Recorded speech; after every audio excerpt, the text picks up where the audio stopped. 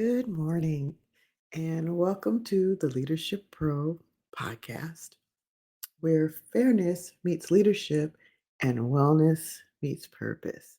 I'm your host, Dr. Wilhelmina, and today we're talking about a skill every leader needs, not just for effectiveness, but also for peace.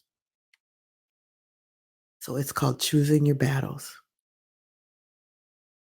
This episode is for leaders at home, in the workplace, and in the community.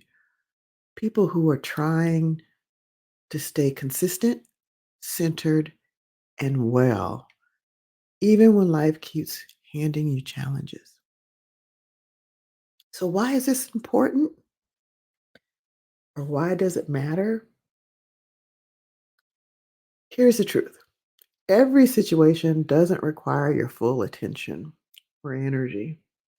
Every comment doesn't deserve a reaction, and every challenge isn't your assignment. And I know it feels like it is. And as a leader, sometimes you want to jump on everything. But again, not every challenge is your assignment. Leaders often feel pressures to fix everything, address everything, and respond to everyone. But choosing your battles is not avoidance, it's leadership maturity, it's emotional stewardship, it's protecting your peace so you can lead with clarity and fairness. So here's today's story. I often, this is me being honest, often rush into my boss's office. Did you get the email I sent you? And the email was probably sent 2 minutes ago. And I get a response usually, oh no, I can't get to that right now. There's no judgment, no rudeness or anything like that. And for me, I'm like, here I am doing it again.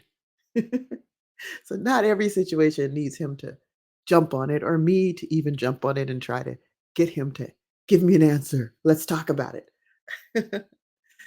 So ask yourself, is this worth my energy? Or is this just pulling me out of my alignment? You'll have a lot of things that will come your way that will be distractions. So when leaders fight every battle, their wellness is the first thing to go. And remember, this podcast is about leadership wellness at home, at work, and in the community. You'll start feeling if you continue to try to answer every battle or go picking every battle, you'll feel drained, you'll feel distracted, reactive, overwhelmed, and inconsistent in how you show up as a leader. But when you choose your battles intentionally, your leadership becomes more stable. Your tone softens, your patience grows, and your decision making becomes sharper. It's focused in. Consistency is leadership in rooted in consistency and wellness. Okay, let's talk about battles. What are the types of battles? There's three types. So one is the essential battle. These are battles tied to your values, your mission, safety, fairness, or integrity of your leadership. These require your engagement. You do have to deal with these. Teachable battles is the second one. They're about conflict. They're opportunities, right? Opportunities to grow, right? These are the moments where you guide, clarify, redirect, and grow your team or your household. The third one is energy draining battles. These are distractions. These come from ego, emotion, or someone else's urgency that doesn't belong to you. You can release these, let them pass. They're not an assignment, they're not your assignment. So that's the type that I gave my supervisor that I was telling you about. It was my emotion, my urgency, and that belonged to me. And he gave it right back to me. That's the type of energy we're talking about. The energy that's draining, pulling you away from what you need to be doing, distracting you, and not necessarily important right now to be sorted out. So here we go. Let's talk about the simple decision framework. So before you go engage, pause and ask yourself, does this align with my bigger purpose as a leader? Will this matter in 30 days? Probably wouldn't. Am I responding for wisdom or from emotion? Like a response from a supervisor could be irritated and maybe raise a voice or be a little bit angry because it's a interruption of what they're trying to get done at the moment.